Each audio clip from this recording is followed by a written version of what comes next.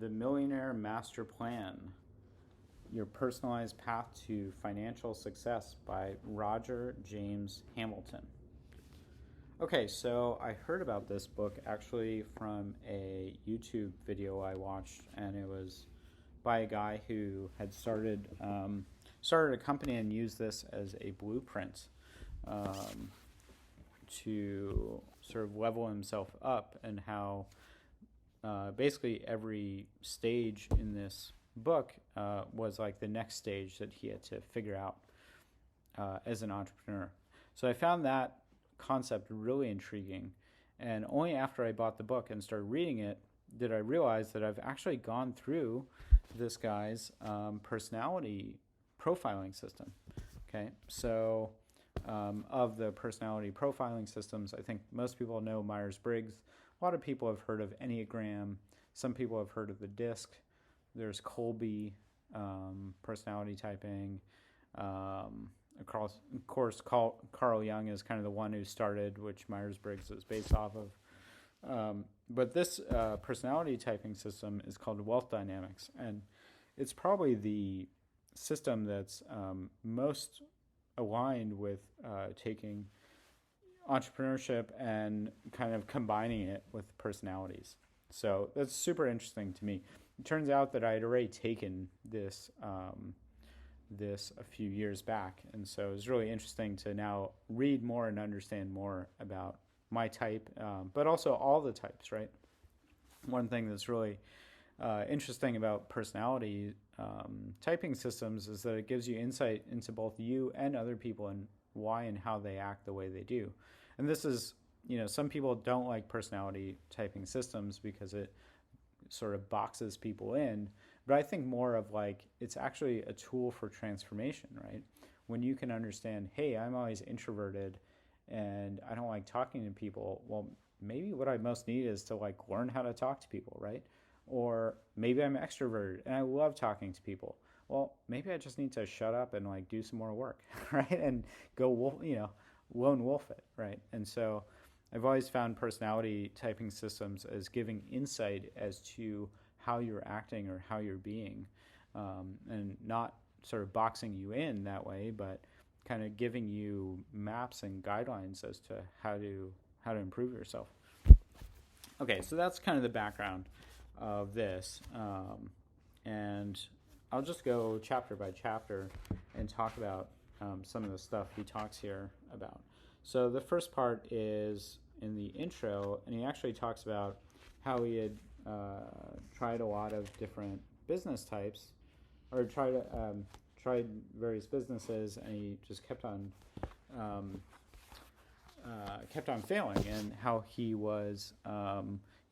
got to kind of hit rock bottom, where he had so little money that he couldn't make his car payments, and his car got repossessed. And so that kind of sent him on this path of finding business advice. And he found a lot of contrary business advice. And this immediately made a lot of sense to me because, for every guru saying X, there's another guru that's saying don't do X, right? And so his assertion is that most business advice doesn't work because in his personality typing system, there's four different types, and then there's levels to those types as well. And so I'm not sure if I totally agree with that, but yeah, let's just get into it. So the four types. So the first one is the dynamo, and these are like different types of what he calls geniuses. So the first type is the dynamo, who loves to create. The second type is the blaze, who loves to connect with other people. The tempo genius is the one who loves to serve, and the steel genius is the one who loves details. Okay, so immediately right off the bat, I thought of DISC, and in DISC you have the D, the dominant, who loves to control. Okay, the I, who's the influencer, the S, and I forget what the S stands for in DISC, but they generally like to be subservient. Okay, so they're often the employees. and then and so they like to operate inside the system. And then the C, who is conscientious, right? So they're really good with like the details. So right off the bat, it seems like the disc is a direct one-to-one mapping to these different types. He actually talks about how these types of have been like basically talked about throughout all of time, in terms of like the four elements, like fire, earth, wind, water. I think that's right. And even the seasons. He talked at other points about how the dynamo, who loves to create, is basically like spring, right? And creation of new things. The blaze is like the summer, right? It's like a summer heat, like the kind of warmth that you'd get from a person, right? The tempo is like the fall, and then the steel is like the winter. And I'll go into that a little bit later. But yeah, so I think so the whole idea is there are these four types, and then there's stages of these four types, okay? And so a lot of business advice is contrary or contradictory because it's engineered by the person who's of a certain type, and then they're talking to people at a certain level, usually like their former self, right? And so you might get someone who's a dynamo who's giving you dynamo advice, going from, so the stages are colors, okay, and it basically goes from red to, I think, purple, or red to blue. But yeah, so a lot of the advice doesn't make sense because what works for one person at one stage doesn't work for another person at a different stage, right? And so as an example, like, and he talks about this, like at the lowest stage, like often you need discipline just to get something going because you need to focus and whatever. But often like having discipline, it actually works against you, right? Because you need to delegate stuff, right? And so anyway, so that's like a simple example, but yeah, so dynamos start and move things forward. They see the future more than anyone else. They succeed with their heads in the clouds and short attention spans. Yeah, so a lot of entrepreneurs seem to have ADD, right? They love kind of ideas and coming up with new ideas and creating new things. They're often not very good at like the details, right, of actually nailing stuff down and so on. So what are they not great at? Finishing, timing, peripheral issues, paying attention. Teachers probably yelled at dynamos in class for not paying attention. This is like speaking exactly to me because I'm a dynamo. Winning formula, creating value through innovation. Dynamos have creativity, flair, and the ability to get things started. They grow. Yeah, I'm a high D, high C in the disc, so I love starting new things. Chris Corner is someone, and his podcast, the TK Owners podcast, is all about creating new businesses. He's created like 80 businesses. Total dynamo, right? Loves creating new things. Losing formula, consultation, and relying on intuition. Dynamo genius is weakest at timing, service, and sensing others. In other words, acting like a steel genius. Okay. Opposite genius, tempo genius. Okay. Let me read steel. Great at conversation. So the steel is the I in disc, or the influencer. These are the people who love to talk to other people, to meet new people. Have you ever met one of these like social butterflies, you know, who they just know everyone and everyone knows them, right? And they're warm and they're welcoming. One of my uncles is like this. He just, at our wedding, I remember he went and met every single person in my wedding. And he talked to them longer than I talked to them, right? And I know half the people there. Well, he ended up knowing everyone there, right? He's a total like eye in the disc, or blaze here. So blaze, great at conversation and communication. Blazes are all about relationships, putting people first and talking to those people and hearing their stories. They learn through talking and telling, hearing stories. Another person who's obviously a blaze or an influencer, obviously anyone on YouTube who's really big is an influencer, right? By definition. But someone who I've run across is Leon Hendricks, right? He loves talking to people. He loves these relationships. And he's great at talking to these people, right? He's great at producing really interesting content. Not so great at details. Blazes are weakest at analysis and detailed calculation. Winning formula, creating leverage through magnification. Blazes ask the question, how can this only be done with me? They build their brand by growing their relationships. They magnify. Okay, losing formula, calculation. Blazes get stuck when they try and multiply, growing through systems that work without them. Yeah, of course, because they're so good with those relationships. Okay, now the tempo. Great at staying grounded, dealing with lots of activity, being very hands-on, and requiring testimonials and referrals. Don't expect a creative plan from tempo geniuses. Do expect them to do what needs to be done on time. Not so great at innovation, public speaking, strategic planning, and seeking the bigger picture. Winning formula, creating value through timing. Tempos don't need to create anything if they know when to buy, when to sell, when to act, and when to hold. Yeah, so a great example of a tempo genius is like anyone who's really good in the stock market, right? Warren Buffett is a great example of a tempo genius, right? He's not great at like innovating or creating new things, right? In fact, he just copied a formula from Benjamin Graham, right? What he was really good at and is really good at is like timing. He can figure out, hey, maybe it's time to sell Apple or buy Apple or whatever, right? So oftentimes people in the stock market are really good at timing in their tempo geniuses. Losing formula, creativity. Tempos are weakest when they try and innovate from a blank sheet, trying to create their way to success instead of using their natural senses. Yeah, they're really good at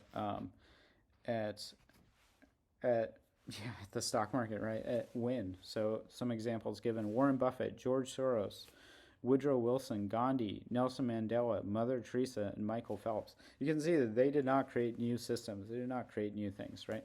They're good at working inside systems. That doesn't mean that they're employees necessarily, right? All these people focused on their strengths and their senses and perseverance. They ignored those who criticized them for not being more forceful or politically astute. They didn't worry that they liked being extra careful and wanted to take more time over things. They just stayed calm and grounded, taking their time because they were best at answering the question when. Yeah, so each of these geniuses also is a who, what, where, when. So like the dynamo genius who's good at creating stuff, they're good at the what's, right? They come up with new what's. The blaze geniuses, the influencers, are good at who's, right? There's a book called Who Not How by an influencer, surprise, surprise, Benjamin Hardy, right? And the whole book is like how you shouldn't come up with new ideas, right? You should be about finding people who can come up with those new ideas. Well, guess what? He's an influencer, right? Of course he's going to be good at that kind of stuff.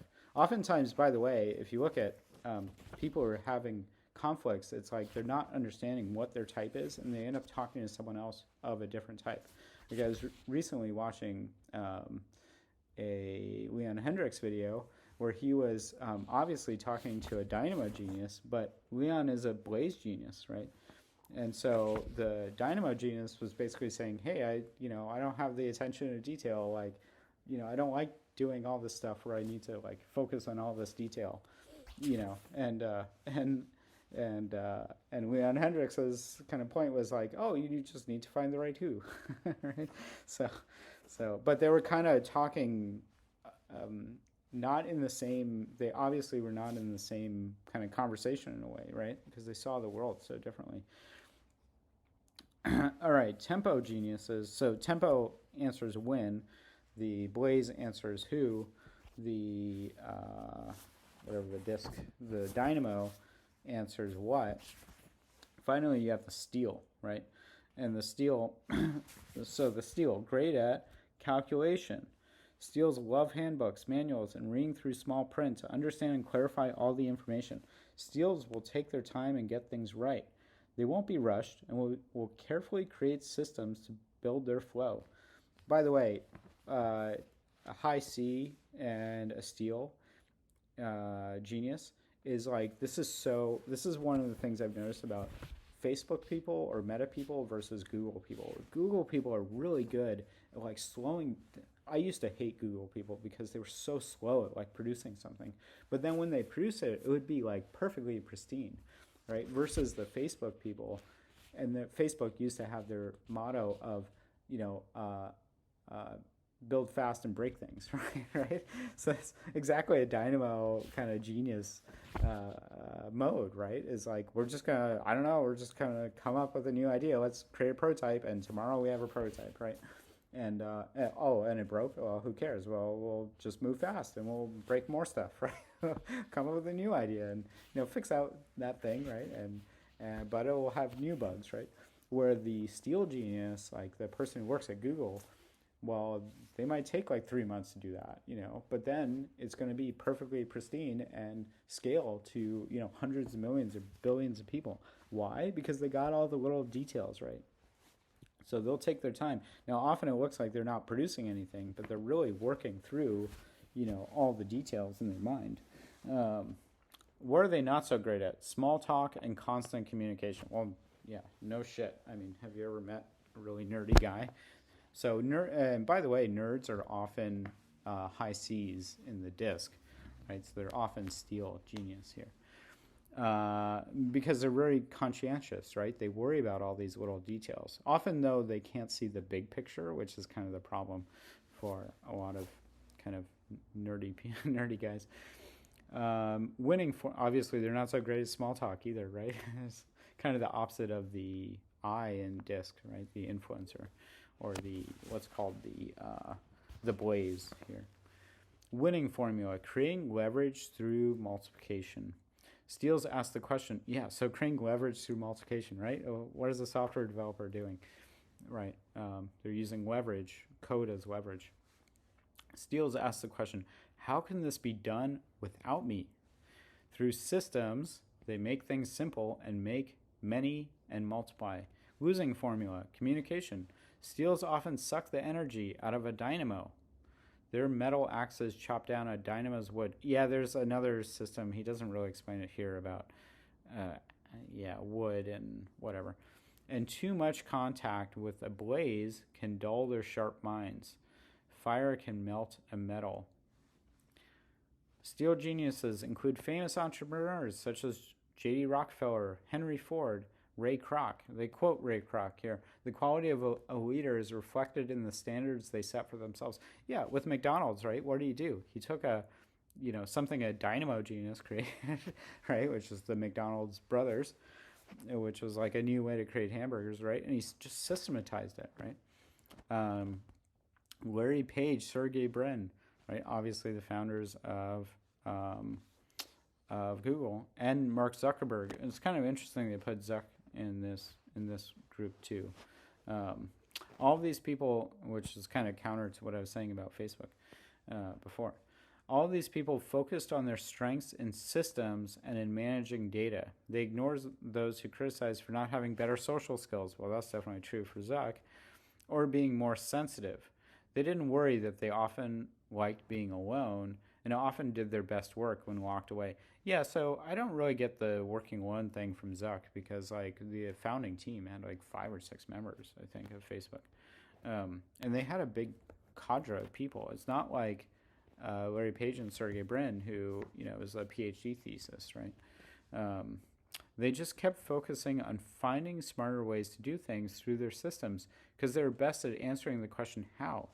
Well, if you think about Facebook, it wasn't about how, right? Google was really about how, right? A new way of indexing, the world's information. That's a great how. With Facebook, it wasn't so much about how. It was more about who, right? And that's what Facebook is. It's all about who, right? So I'm not sure if I totally agree with this way of looking at the world, but okay. So now in terms of, so those are the 4 types, okay? But then there's also in chapter 2 the wealth lighthouse, and these are the colors, okay? So the colors go from level 1 to level 9.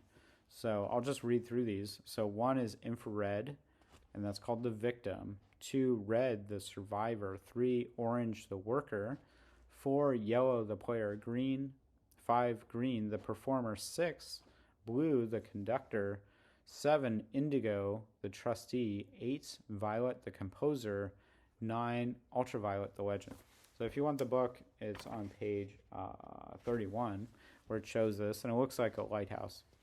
And we can go through these, but basically infrared is where your negative cash flow, or you have no cash flow. So a lot of this book is about flow, and wealth is looked at as a flow, the same way like a river is a flow. One of the things talked about here is that wealth is really value times leverage. And so value is seen, it's like a river. So the value is basically the grade or the slope of the river, and leverage is like the width of the river. Naval Ravikant, definitely worth looking into. He talks about different types of leverage and how you can get leverage. The obvious one that everyone talks about is leverage through money, right? You take a loan. But there are other types of leverage, and the obvious ones are, it's all the OPMs, right? OPT, OPM, and so on, right? So you can get it through other people, right? You hire other people, and then you can also get it through systems or technology, right? So if you're writing code, you're getting leverage, right? Because you don't need to redo the same thing over and over again. You write a function, and the function does it over and over again. And this would also be true of machines in the past, right? And so if you look at the wealthiest people, well, they have all the types of leverage working for them, right? So if you look at Elon Musk, right, well, he's got financial leverage. He has all of his money in the deal, but most of his money in every deal comes from other people, VCs, other investors, right? Public markets even, right? Then he has people working for him, and those people are hiring other people to work, right? Who are hiring other people to work, right? And then he has technology too, right? And so he has people he's raising money from outside, so it's not his money in the deal.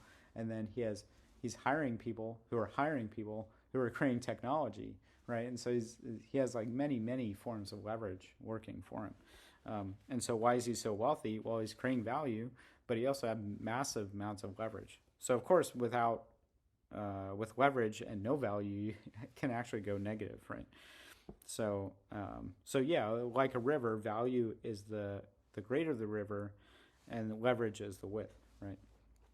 So, okay. And so anyway, with this lighthouse, you basically have the whole idea is that wealth is a flow, and you're tapping into more and more flow in these different levels.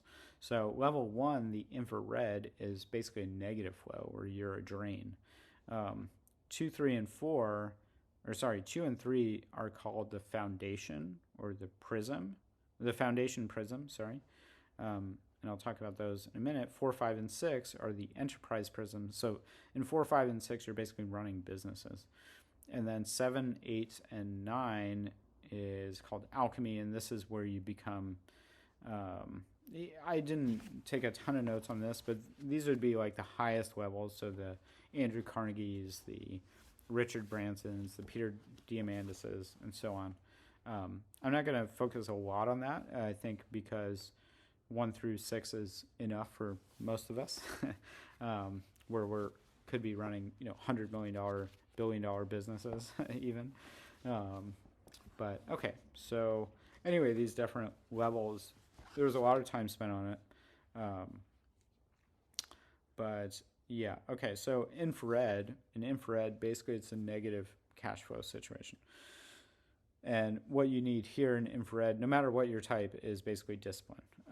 And he talks about how different types will distract themselves in different ways. So the dynamo will go and create a bunch of things. Maybe this is my problem right now. I don't know. I love to create new things. So, and I'm working on like 10 different things, this podcast being one of them. For the influencer, what type is that again? I always have to look back. The blaze is their distraction is like in meeting new people, right? So each type has their own distractions. But yeah, ultimately it's discipline and like sticking to one thing where people don't want to do it. And that's basically how they get out of infrared. So let's talk about red, orange, and yellow, which is the next phase of the prism. So basically, in red, you're surviving. You're like usually negative, like slightly negative cash flow. In orange, you're a worker and you're kind of holding on to your job. In Yeah, I think that's right. So, um, yeah, and one of the things he talks about is how school really is trying to get you from like red to orange to yellow, and it doesn't really deal with a lot of the um,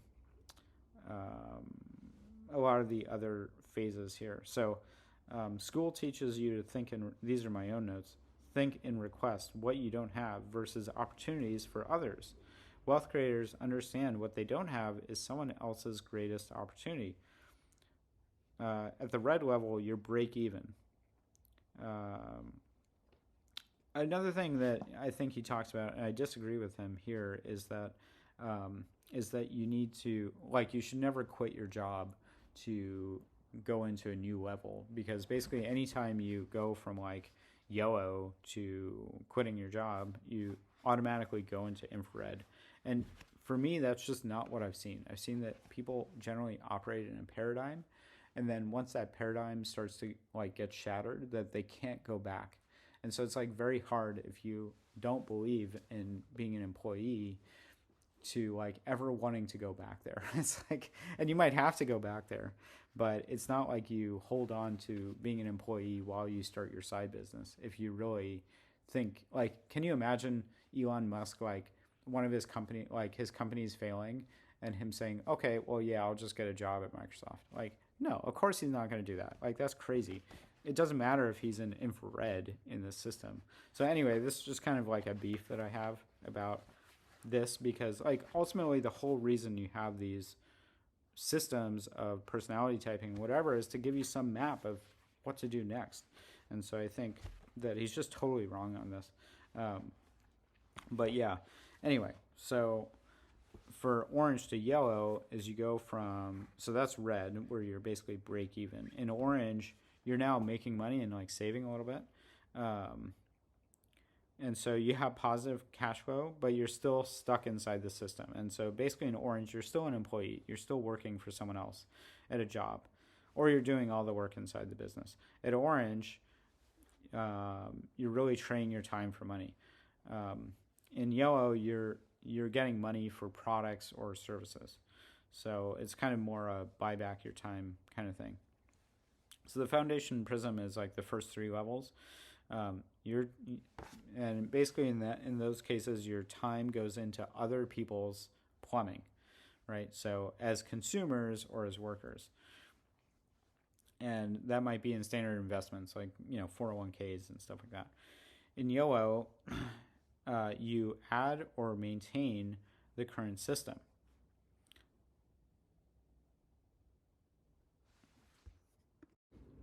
Yeah, and so let's just talk about like red, orange, and yellow, which are these three phases. So basically, in red, you're break even, like you're spending all that you make, right? So in infrared, you're actually negative, right? But in red, you're kind of break even, or maybe losing even a little bit of money. You're spending all that you make. Maybe you go slightly into debt, but it's not going to be like a major thing, and you pay off the credit card. Okay. In orange, you're like an employee, and you're really working in someone else's system. Now, you might be saving a little bit of money, but it's not going to be much. In yellow, it's kind of where you really break out and you start. I see this with a lot of consultants that they're really in yellow. So in yellow, you start creating your own promotions and campaigns to generate like new flow. So instead of just being in someone else's flow, you start like creating your own flow, right? And so this is where you actually start to get good at like marketing and stuff like that. So yeah, in yellow, you're not worried about having an income because you know you can go and create one. So I've seen this with a lot of like people who start consulting businesses who can actually like market, right? They start creating promotions and they know that like, hey, this promotion may not work out, but if I just stick with it, eventually it's going to generate some business for me, right? I've been seeing this recently with one of the guys in our community who's done this. Like he's just like Sean, that's his name, and And he's just like, hey, I just know I need to do 5 LinkedIn, cold DMs every day, and like eventually I'll get a client, and he did. And so, anyway, our educational system is all about moving us from infrared to red to orange. In red, you're dependent on the government. So in infrared, you're actually just a leech, right? In red, you're dependent on the government. In orange, you're working hard to keep a job. At yellow, you learn from action. You need street smarts, not book smarts. It must be fun. You need to pick the right game in the right position. And the game must be fun. It must be fun to learn. Yeah, and so in yellow, like that's when like no one really teaches you yellow in school because you're no longer dependent on the authority figure, right? Now you start to become kind of individuated, right? Or like an individual where you can actually generate your own income. And so I see this, I've seen a lot of this book, and I've thought a lot about Robert Kiyosaki's books, especially Cash Flow Quadrant, which maybe I should reread and do a podcast on, because it's so central to how I actually think about the world and different mindsets. But his main distinctions are E, S, B, and I. And so an employee is, an E is an employee, an S is a self-employed person, a B is a business owner, a big business owner, and an I is investor. And basically he talks about how there's kind of 4 different mindsets. The employee, so the big business owner is the guy who creates new systems. The I is the investor who puts money into systems, basically into businesses, right? So they invest in systems. The E works inside the system, right? So they're an employee inside a B's system. And then the S is a self-employed person, right? So they are the system. They create they are working their own system, right?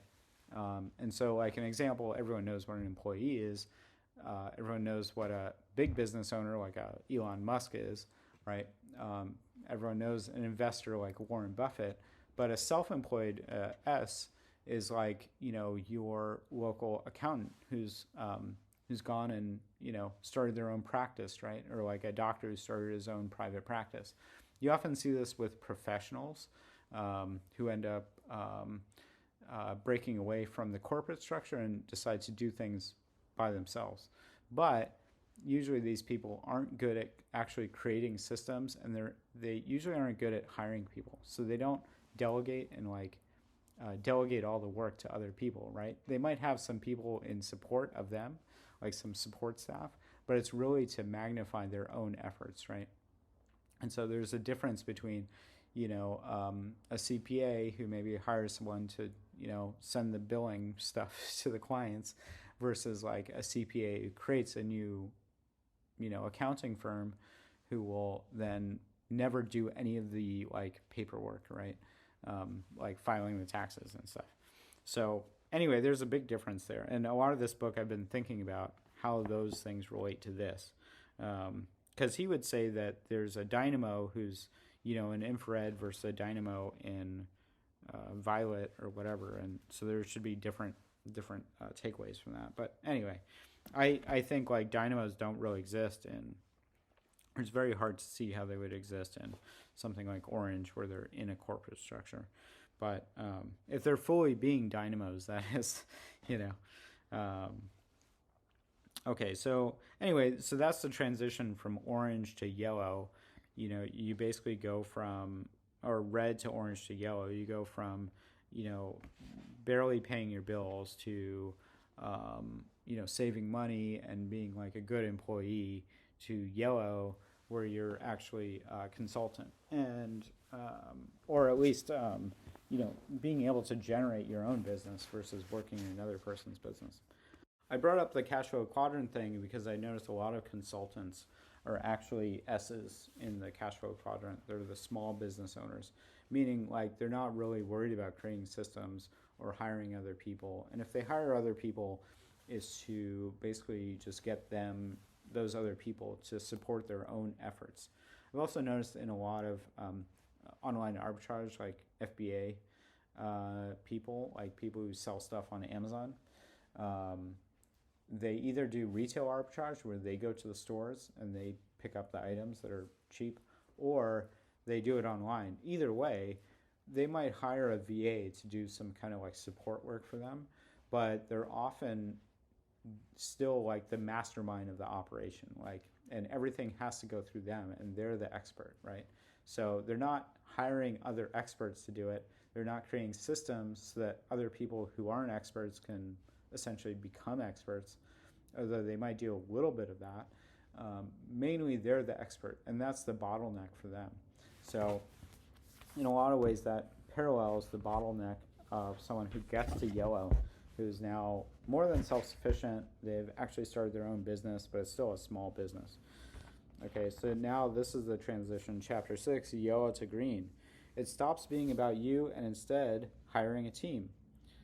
The 4 types of businesses correspond to the 4 types corresponding to the seasons. Yeah, so Dynamo, I think I already talked about this, Dynamo being spring, and so on. The problem with yellow is they are too used to doing their own thing, what they want when they want. So an enterprise grows into chaos. Yeah, and this is exactly the S to B transition, which Rich Dad Poor Dad calls the heart. So that's the self-employed to the big business owner. Rich Dad Poor Dad talks about, or Robert Kiyosaki talks about how that's one of the hardest transitions to make.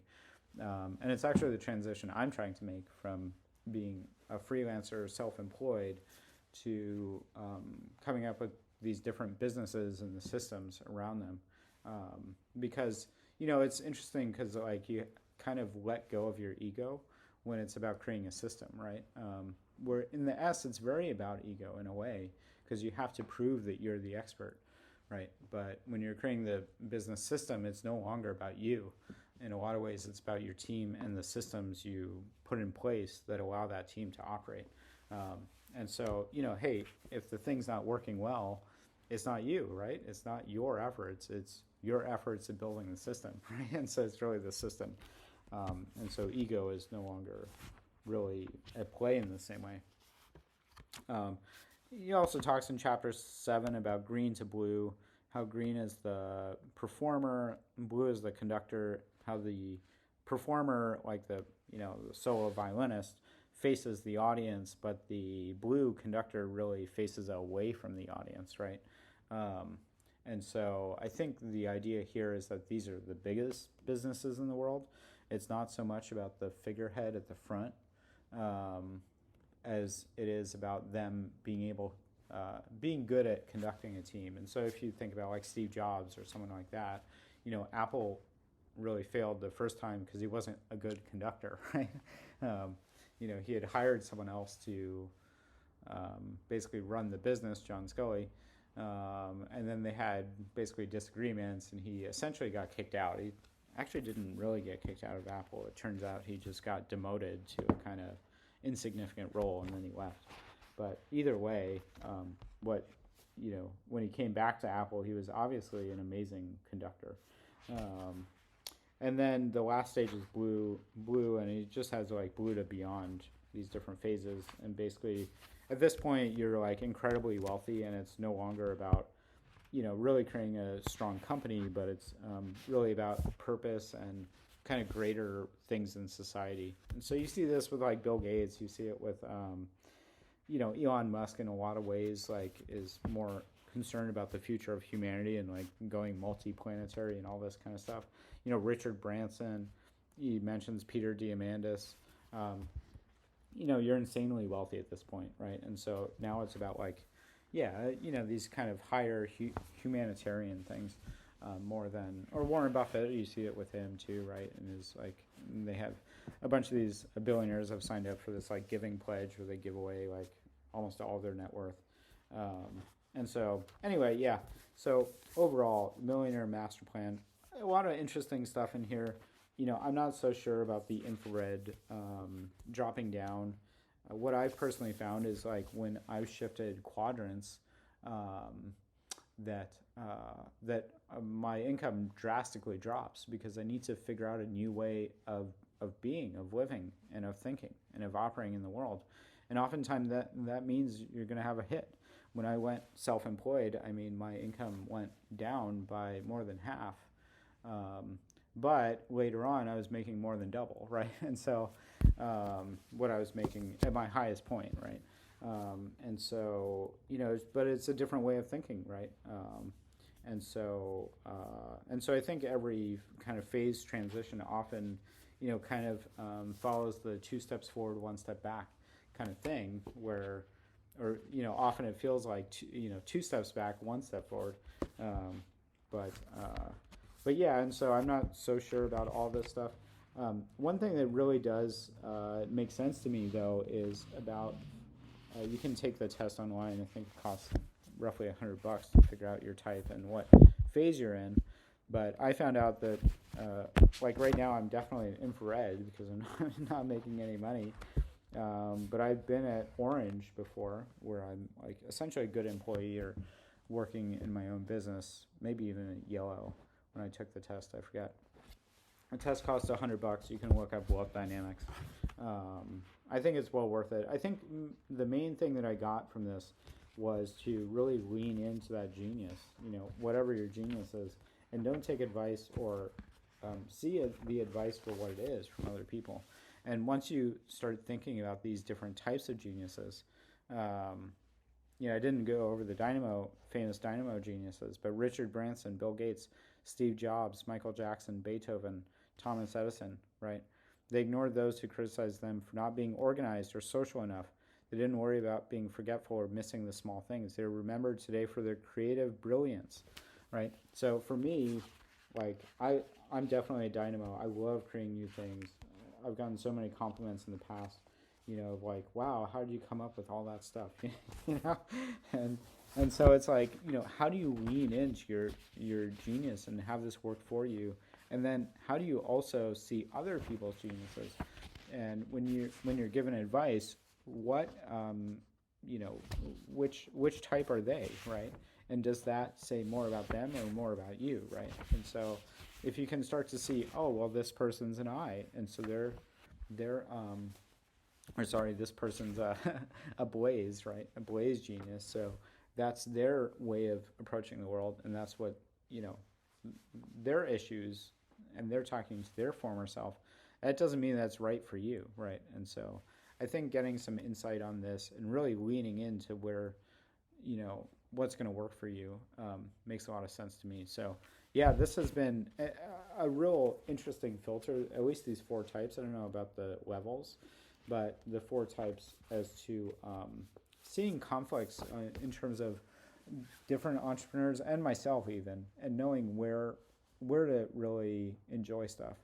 And it reminds me a lot of Dan Sullivan's work too, where it's, you're constantly shedding, in his work, it's like you're constantly shedding the things that don't make you happy.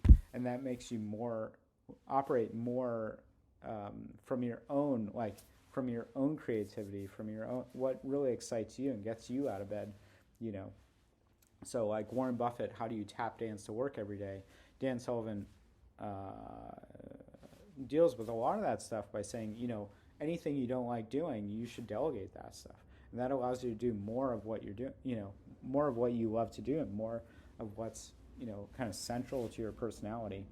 And so that makes a lot of sense to me. And this is another one of those lenses as to, what do you really love to do and what are you not so hot at, right? And so how do you do less of what you're not so hot at and more of what you just really love to do? And so anyway, yeah, highly recommend Wealth Dynamics. Check it out. The Millionaire Master Plan, Roger James Hamilton.